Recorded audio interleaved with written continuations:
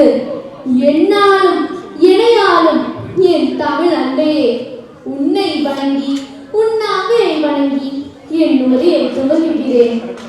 சென்ற முறை நான் இங்கே பேசிய போது தமிழ் மொழியின் தொன்மையை பற்றி பேசினேன். இன்று அந்த தொன்மையான தமிழ் ஒரு 10 வயது சிறுமியான என்னிடம் இந்த ஸ்காட்லாந்து குளிரில் எப்படி உயிர் வாழ்கிறது என்பதை பற்றி பேசப் போகிறேன். ஸ்காட்லாண்டும் என் தமிழும் ஒரு அழகான பயணம்.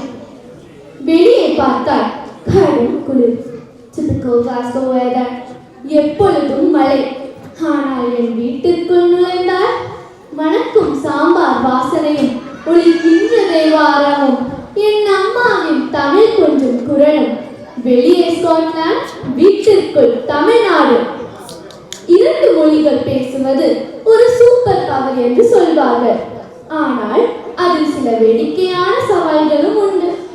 பள்ளியில் என் நண்பர்களுடன் ஸ்காட்டிஷ் பாணியில் "Oh my days, that's amazing" என்று உற்சாகமாக பேசுவேன். ஆனால் அதே நேரத்தில் என் வீட்டிற்கு வந்து அம்மாவிடம் "your biryani smells pure dead brilliant" என்று சொல்லும் போது அம்மா என்னைய பார்வை பார்ப்பார்கள். அந்த பார்வை இருக்கிறதே, அதுதான் ஆகச் சிறந்த நகைச்சுவை. அதே போல் இந்த ஸ்காட்லாந்து குளிரில் பட்டு பாவாடை அணிவது எவ்வளவு பெரிய சவால் தெரியுமா?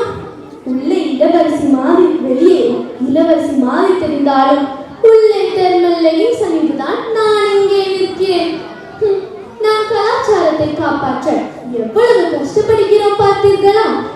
வேடிக்கை இருக்கட்டும், விஷயத்துக்கு வருவோம். தமிழ் என்பது நமக்கு வெறும் மொழி மட்டுமல்ல, அது நம் அடையாளம். ஆங்கிலம் எனக்கு உலகத்தை திறந்து காட்டுகிறது, ஆனால் தமிழ் எனக்கு என் வேர்களை காட்டுகிறது.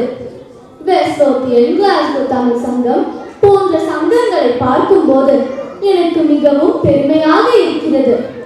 இங்கேதான் நான் நம் கலாச்சாரத்தை கற்றுக்கொள்கிறேன்.